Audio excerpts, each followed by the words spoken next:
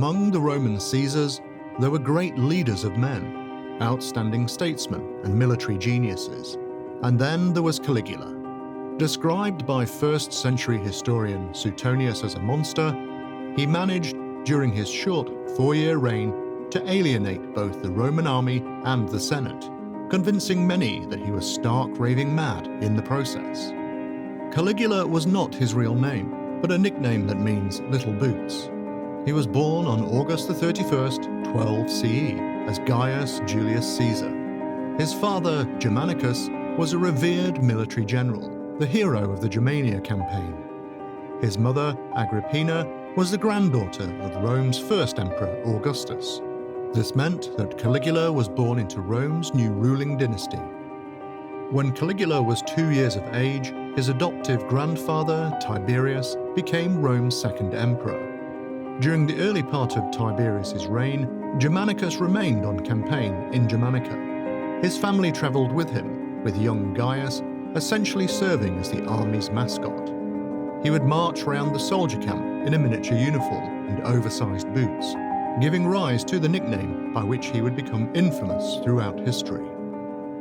Germanicus died in 19 CE, the apparent victim of a suspected poisoning.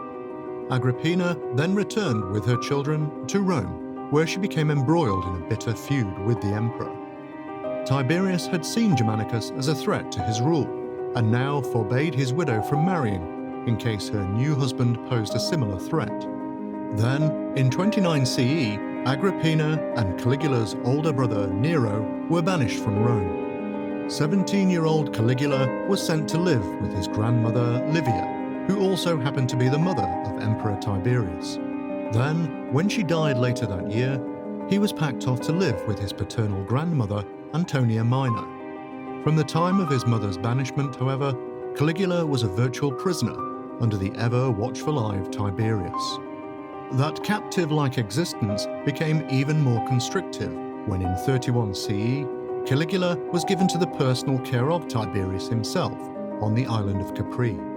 By this time, the boy had developed an intense hatred towards the emperor, yet he did it under a mask of civility.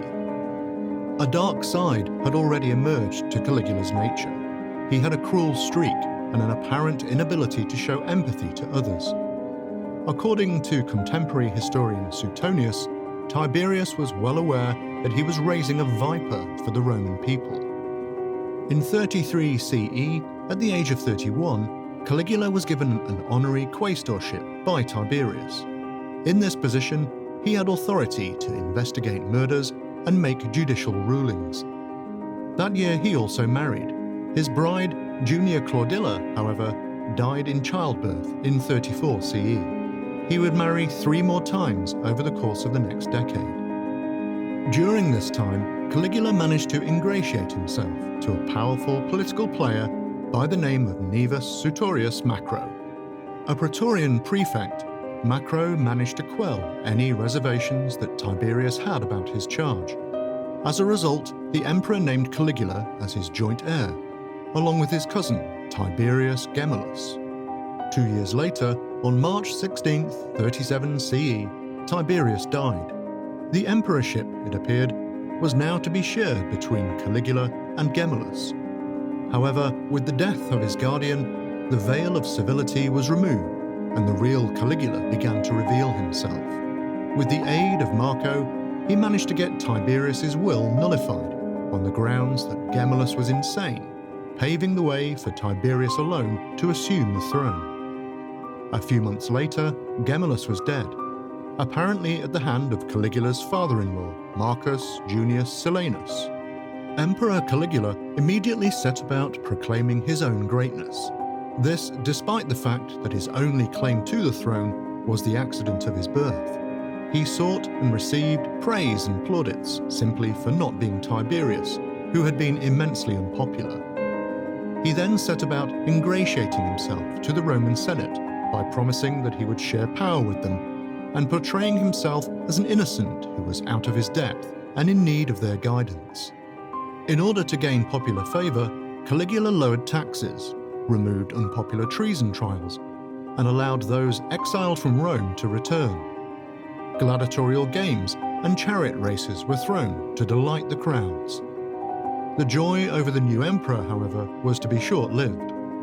The public acclaim and the approval of the Senate caused Caligula to move beyond all reason, apparently believing that he was beyond the consequences of his actions. Everything changed after Caligula was struck down with a life-threatening illness 6 months into his rule. The recovered emperor was a meaner, crueler, more paranoid version of himself. The taxes he had lowered just months earlier were raised in order to finance the excesses of his lifestyle, including lavish spending sprees and orgiastic feats. Caligula then instituted a series of purges. Anyone who was considered to be the least threat to him was put to death.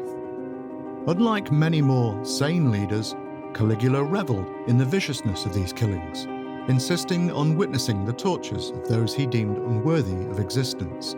He especially delighted in watching the gruesome deaths in the arena of the gladiatorial games, as men were ripped apart by wild animals. It seemed as if the young emperor had a bloodlust that was impossible to quench. Caligula's behavior became increasingly bizarre, leading many to conclude that he had gone completely insane. He made his beloved horse, Ignatius, a senator and threatened to appoint it to the consul. On one occasion, he ordered his guards to throw members of the crowd into the gladiatorial arena so that he could enjoy watching them being devoured by beasts. A particular act of insanity was his declaration of war against Neptune, the god of the sea. But then he went one further and ordered his army to line up on the seashore and whip the waves before collecting up seashells. By now, Caligula had convinced himself that he was a god. He forced his subjects to revere him and ordered that the heads of statues to the deities be removed and replaced with his own. He had no concern for how he was viewed by others, once saying, "Let them hate me, so long as they fear me." Caligula held a particular hatred toward the Jews. Their devotion to their god and unwillingness to worship him as a deity infuriated him. He planned to have a statue of himself erected in the temple in Jerusalem, but was persuaded against the idea in order to prevent rioting among his Jewish subjects. After 4 years of Caligula's madness, Roman citizens, senators, and military leaders had had enough. In January of 41 CE, a group of Praetorian guardsmen, led by its tribune, Gaius, resolved to end the lunacy. Caligula had been especially cruel to Kyria, slandering him repeatedly. The assassins made their move on January the 22nd, finding Caligula addressing a theatrical troupe in a corridor underneath the palace. Though the details of the murder are sketchy, it appears that Kyria was the first to stab the emperor, followed by his co-conspirators. Caligula was struck at least 30 times. By the time his Germanic guard rushed in, he was already dead, but the conspirators were not yet done. Determined to wipe out the bloodline of the despot, they sought out and killed Caligula's wife, Caesonia, and his infant daughter, Julia Drusilla. They also hunted down his uncle, Claudius. It was he, a man who had been hated and ridiculed by his nephew, who became Rome's next emperor. If you enjoyed this video, hit the like button and subscribe. If you have any other suggestions for future topics you'd like us to cover, please leave a comment below. And we'll see you next time on History Junkie.